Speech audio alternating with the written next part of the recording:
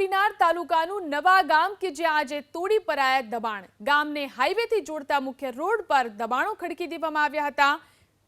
33 ફૂટ પહોળા આ રોડની બંને બાજુ દબાણો કરાતા 12 થી 16 ફૂટ પહોળો થઈ ગયો હતો। ગ્રામજનોએ જિલ્લા કલેક્ટરને રજૂઆત કરતા માર્ગ અને મકાન વિભાગને દબાણો તોડી પાડવાના આદેશ કરાયા। આજે વહેલી સવારે પોલીસ બંદોબસ્ત સાથે 3 જેસીબી મશીનની મદદથી આ દબાણો દૂર કરાયા। 4 કિલોમીટર લાંબા આ રોડ પરના તમામ દબાણ તોડી પડાયા। ગ્રામજનોની રજૂઆત બાદ કલેક્ટરે કાર્યવાહી કરતા ગ્રામજનોએ કલેક્ટરનો આભાર પણ વ્યક્ત કર્યો।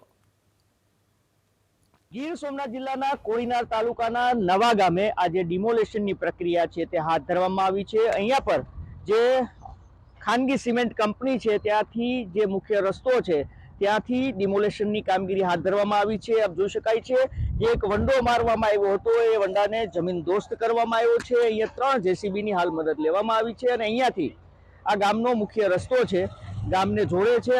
લગભગ 1.5-2 કિલોમીટરનો લાંબો આ રસ્તો છે। લાંબા સમયથી અહીંયાના લોકોની માગણી હતી કે રોડ ઉપર દબાણ છે જેને દૂર કરવામાં આવે। કલેક્ટરને અરજી કરવામાં આવી હતી અને આજે આ ગામ લોકોની જે માગણી હતી તેને ધ્યાને રાખીને ગીર સોમનાથ પ્રશાસન દ્વારા અહીંયા પર ડિમોલિશન છે તે હાથ ધરવામાં આવ્યું છે। આ તરફ પણ બતાવીશ કે જ્યાં ખેડૂતોના ખેતરો નજીકના વિસ્તારોની અંદર જે જગ્યાઓ હતી ત્યાં પણ દબાણ કરવામાં આવ્યું હતું। તો આ તમામ એ રસ્તો છે જેને અત્યારે યુદ્ધના ધોરણે ખુલ્લો કરવાની કામગીરી ચાલી રહી છે।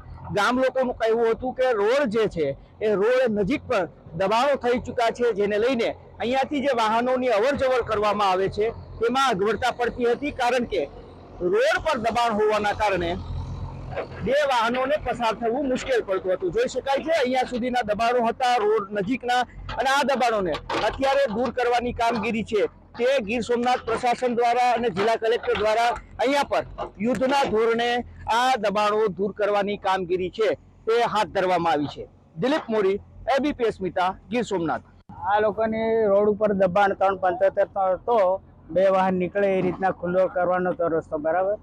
હવે 2 જેસીબી થી અત્યારે રસ્તો ખુલ્લો કરવાની કામગીરી ચાલુ કરી છે। 375 માંથી અત્યારે છે ને બંને સાઈડ 16 ફૂટ રસ્તો ખુલ્લો કરીએ છીએ। 20 વર્ષથી અમારા ગામનો રસ્તો દબાણ થતા ખાલી 10 ફૂટનો જ રહ્યો હતો।